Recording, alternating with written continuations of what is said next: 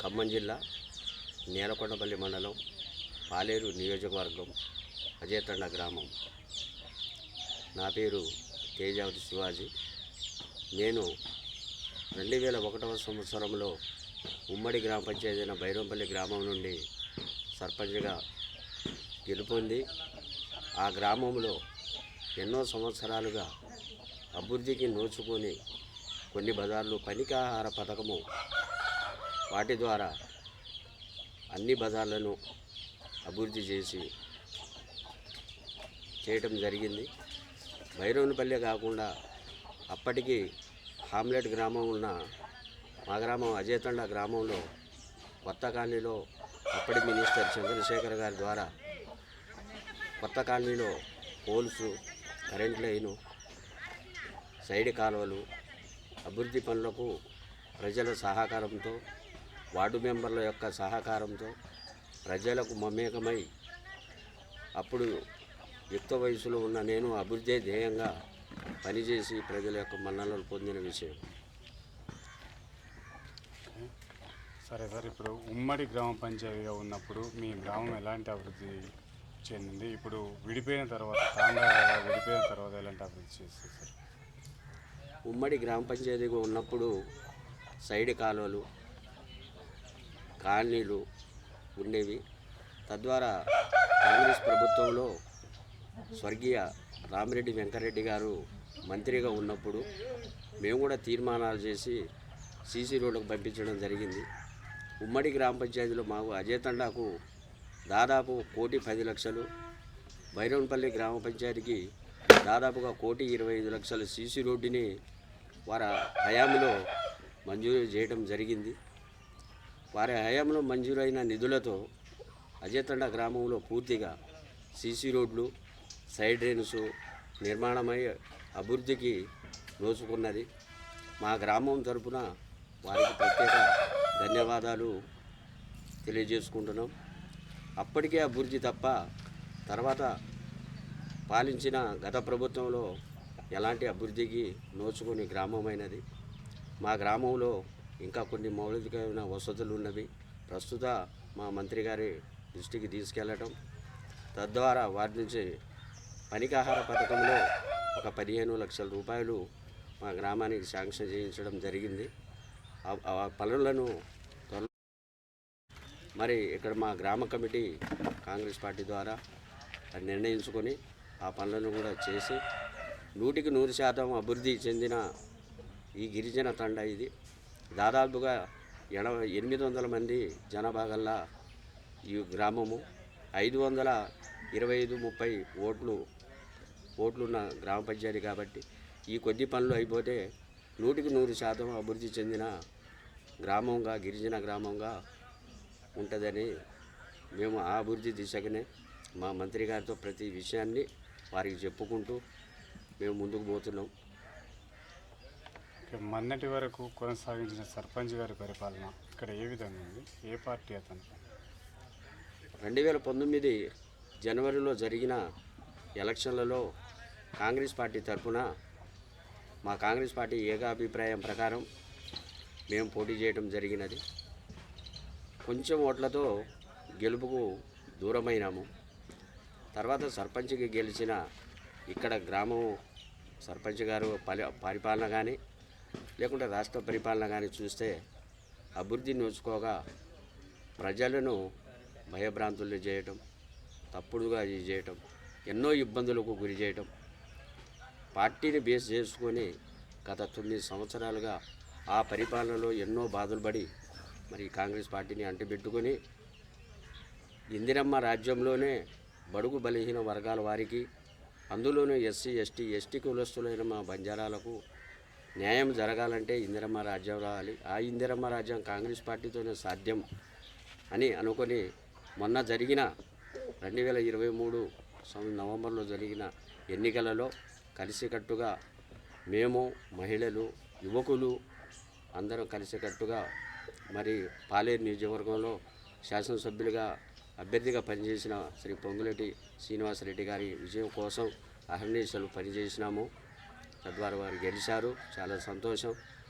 మరి మున్ముందు కూడా ఈ గ్రామ పంచాయతీ కాంగ్రెస్ పార్టీ గెలుచుకునే దిశగా మేము మా ఇక్కడ కమిటీ అందరూ కలిసికట్టు అన్నదమ్ములుగా పనిచేసుకుంటూ ఏదైనా సమస్య ఉంటే మా మంత్రి గారి దృష్టికి తీసుకెళ్ళడం, కాంగ్రెస్ పార్టీ నాయకులు మా మండల కమిటీ వారి దృష్టికి తీసుకెళ్ళటం, వాటిని మేము సాల్వ్ చేసుకోవడం జరుగుతుంది. సార్, ఇక్కడ రాష్ట్ర ప్రభుత్వం ప్రవేశపెట్టిన 6 గ్యారెంటీలు ఈ తాండాలో ఏ విధంగా అమలవుతుంది? చాలా మంచి గ్యారెంటీలు, 6 గ్యారెంటీలు. 6 గ్యారెంటీలలో ఈ రోజున మహిళలు మరి ఫ్రీ బస్సును ఉపయోగించుకుంటున్నారు. ఆ ఫ్రీ బస్సు ద్వారా మాకు తెలిసిన విషయం ఏంటంటే ఇంధనం ఆదా ఉంటుంది, తర్వాత ప్రమాదాలు కూడా తగ్గుముఖం ఉంటుంది. ఫ్రీ బస్సు ద్వారా మహిళలకు ఫ్రీ, పురుషులకు కాకుండా వారు కూడా పుణ్యక్షేత్రాలు కానీ లేకుంటే వాళ్ళు ప్రయాణంలో కానీ కలిసి కట్టుకుపోవటం. ఈ రోజున కొన్ని గ్రామాల నుంచి వివిధ గ్రామాలకు మినిమం ఒక 20-30 కిలోమీటర్ల దూరంలో రోజువారీ పనులకు వెళ్తుంటారు. సుతారి పనులు కానీ ఇతర పనులకు వెళ్ళే వారికి మహిళలకు ఇది మంచి అవకాశమైన గ్యారెంటీ ఇది. తర్వాత గృహజ్యోతి కింద మరి 200 యూనిట్ల విద్యుత్ శక్తి కరెంటు బిల్లును కూడా మాఫీ చేశారు. ఇది చాలామంది మరి ఆ రోజున కరెంటు బిల్లు నెల కట్టాలి, పనులు దొరకని రోజుల్లో కూడా మరి ఇలా పేద వర్గాల వారికి ఇది చాలా మంచి గ్యారెంటీ. రైతు రుణమాఫీ గత సంవత్సరంలో రుణమాఫీ అంటే ఉన్న రైతు పేరు ఉన్న బాకీని 25% అలా 4 సంవత్సరాలు చేసి అసలు ఉన్న బాకీని అట్లే ఉన్నది. అది రెట్టింపై ఈ రోజున చాలా పెనుభారంగా మారింది. 2 లక్షల లోపు ఇలా రుణమాఫీ చేయడం ఇది కాంగ్రెస్ పార్టీతోనే సాధ్యం. ఆ రోజున మరి రాజశేఖర రెడ్డి గారు ఉన్న పళంగా మొత్తం అప్పులు ఊబిలో కూరకపోయి పొలాలు అమ్ముకుంటున్నారు, ఆత్మహత్యలు జరుగుతున్న ఈ సందర్భంలో కాంగ్రెస్ పార్టీ రాజశేఖర రెడ్డి గారి సారథ్యంలో సాహసోపేతమైన ఆ నిర్ణయం తీసుకొని రుణమాఫీ చేయడం, తద్వారా మళ్ళీ ఈ రోజున కాంగ్రెస్ పార్టీ రేవంత్ రెడ్డి గారి సారథ్యంలో మరి ఈ రోజున 2 లక్షల వరకు రుణమాఫీని చేసి ఎంతోమంది పేద రైతులకు కుటుంబాలకు ఇలా ఆసరగా నిలవటం ఇది చాలా శుభపరిణామం. మరియు మరి పింఛన్స్, తర్వాత గృహ ఇళ్ళు, ఇందిరమ్మ ఇళ్ళు ఇవన్నీ పేద వర్గాలకు ఉపయోగపడే పథకాలు కాబట్టి ఈ పథకాలని మేము 100% ఆహ్వానిస్తున్నాం, స్వాగతిస్తున్నాం. సార్, ఈ తాండా గిరిజన రిజర్వేషన్ కోసం మీ కాంగ్రెస్ ప్రభుత్వం ఎలాంటి నిర్ణయం తీసుకోబోతుంది? మరి ఈ రోజున ఇక్కడ గ్రామ పంచాయతీలో 100% ఇది ఎస్టీ గ్రామం కాబట్టి మరి ఎస్టీ గ్రామానికి నిధులను కూడా ఎస్టీ గ్రామం అది SC/ST వాడలు కానీ గ్రామాలు కానీ పల్లెటూరు అభివృద్ధి దిశగా మరి బడ్జెట్లో కొంత కేటాయింపు చేసి మరి గ్రామ అభివృద్ధి కోసం ఈ ప్రభుత్వం చర్యలు తీసుకుంటుందని మేము నమ్ముతున్నాము. రానున్న కాలంలో మరి BC రిజర్వేషన్లు ఏర్పాటై ఈ గ్రామం ఎస్టీగా ఉండేది కాబట్టి మరి మా మంత్రి గారైన పొంగిరెడ్డి శ్రీనివాసరెడ్డి గారి ఆశీస్సులతో ఇక్కడ మా యొక్క గ్రామ కమిటీ ఐకమత్యంగా ఉండి మళ్ళీ ఈ గ్రామానికి, ఎందుకంటే కాంగ్రెస్ పార్టీ ఆధ్వర్యంలోనే ఇక్కడ మరి 1,10 లక్షల రూపాయల సీసీ రోడ్డు, సైడ్ లైన్స్ కానీ ఈరోజు పెన్షన్స్ కానీ ఇందిరమ్మ ఇళ్ళు కానీ ఏ సదుపాయం జరిగినా ఏదైనా పథకాలు వచ్చినది కాంగ్రెస్ పార్టీలోనే కాబట్టి ఈసారి అజతండ గ్రామానికి మేము ఒక ఏకాభిప్రాయానికి వచ్చి ఏ అభ్యర్థిగా నిలుచున్న అధిష్టానం మేర మేము కాంగ్రెస్ పార్టీ కైవసం చేసుకోవడానికి ఒక ప్రణాళికాబద్ధంగా ముందుకు వెళ్తున్నాం. సార్, ఇక్కడ ఈ ప్రభుత్వం విద్యా వైద్యం పైన దృష్టి పెట్టి సరే ఆ విద్యా వైద్యం ఇక్కడ ఎంత మేరకు అమలవుతుంది ఈ తండాలు? ఇక్కడ మా గ్రామం మా చిన్నప్పటి నుంచి మా గ్రామం స్కూల్ పేరు బూసిగుట్టతండ. ఈ బూసిగుట్టతండ గ్రామంలో 5వ తరగతి వరకు ఉన్నారు. ఇక్కడ చదువుకున్న పిల్లలు చాలామంది మా గిరిజన సోదరులు సోదరిమణులు చాలా వరకు ప్రభుత్వ ఉద్యోగాలు సాధించే దిశగా పనిచేస్తున్నారు. మరి ఆరోగ్యం విషయమైనా కూడా వెంటనే నేలకొండపల్లి దగ్గరలో మాకు 6 కిలోమీటర్ల దూరంలో మరి PHC సెంటర్ ఉంది. అక్కడ కూడా వైద్యం ఇప్పుడు ప్రైవేట్ కార్పొరేట్ ఆసుపత్రుల కంటే గవర్నమెంట్ ఆసుపత్రుల్లోనే మంచిగా మరి వైద్యం అందుతున్నది. అనే భావన మీద మంచి మంచి, ఎందుకంటే ఈ రోజున డెంగ్యూ కానీ చికెన్ గున్యా అలాంటి రోగాలకు కూడా గవర్నమెంట్ ప్రభుత్వ ఆశని ఆశ్రయించి మెరుగైన వైద్యం చికిత్స చేయించుకుంటున్నారు. విద్య కానీ వైద్యం కానీ ఈ ప్రభుత్వంలో మంచిగానే ఉన్నది. ఓకే సార్, ఇక్కడ ఎన్నికలు రాబోతున్నాయి సార్ ఇక్కడ రాష్ట్రంలో. ఈ ఓటర్లకు ఏం చెప్పదలుచుకున్నారు? ఇప్పుడు ఎలక్షన్ అంటే మద్యం మనీ లేకుండా ఓటు నడిచేది పరిస్థితులు లేదు.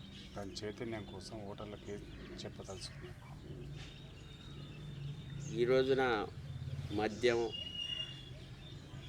తర్వాత ఇతరితర తైలాలు, వీటికి గత ప్రభుత్వాలు ఆజ్యం పోసి ఈ రోజున ఓటర్లను కొనుగోలు చేసే ప్రక్రియ ఇది సమాజానికి, రేపు దేశానికి చాలా ప్రమాదకరమైనది.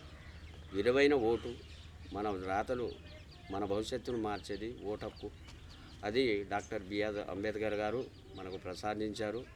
వారికి ఘనమైన నివాళులు అర్పిస్తూ, ఎందుకంటే ఈ రోజున ఓటు డబ్బులు పంచుతారు, మద్యం పంచుతారు అనే భావనతో ఈ రోజున అమూల్యమైన ఓటుని అమ్ముకుంటున్నారు. మేము గత ఎలక్షన్లలో గ్రామ పంచాయతీ జరిగినప్పుడు మేము మీకోసం పనిచేస్తాము, పైసలు ఆశించకండి, ఒక క్షణం ఆలోచించి ఒక న్యాయమైన ఒక మంచి వ్యక్తిని ఎన్నుకోవటానికి రూపాయలు కాకుండా, మరి భారతదేశం ఇవాళ మన రాష్ట్రం మరి అధోగతి పాలు కావటానికి గత పాలకులు ప్రవేశపెట్టిన ఈ ఓటుకు నోటు అనే పద్ధతి మార్పు పోవాలి. ఈ విషయంగానే మేము మా గ్రామంలో మేము ఆ ప్రణాళికబద్ధంగా ఈ రోజున రూపాయలు లేకుండా వేసే ఓటే ఈ గ్రామానికి అభివృద్ధి అని మేము ప్రచారంలో భాగంగా మహిళలకు, యువకులకు చైతన్యపరుచుకుంటున్నాం. అదే దిశగా అజయ్ తండాలో మేము రూపాయి తీసుకోకుండా మా యొక్క మంచి అభ్యర్థిని ఎన్నుకోవడానికి మేము ముందు నడుస్తామనే భావనతోనే మేము మా యొక్క ప్రణాళికంగా ముందుకు నడుస్తాం. సరే, ఇప్పుడు రానున్న ఎన్నికల్లో సర్పంచ్గా పోటీ చేసేందుకు సిద్ధంగా ఉన్నారా? కాంగ్రెస్ పార్టీ కమిటీ తర్వాత అధిష్టానం అలా ఉంటాయి కాబట్టి మా గ్రామ కమిటీ ఎవరిని నిర్ణయిస్తే ఆ అభ్యర్థి పోటీ చేయడానికి తప్ప నేను చేస్తాను మా మధ్యలో పోటీతత్వము అలాంటిది లేదు.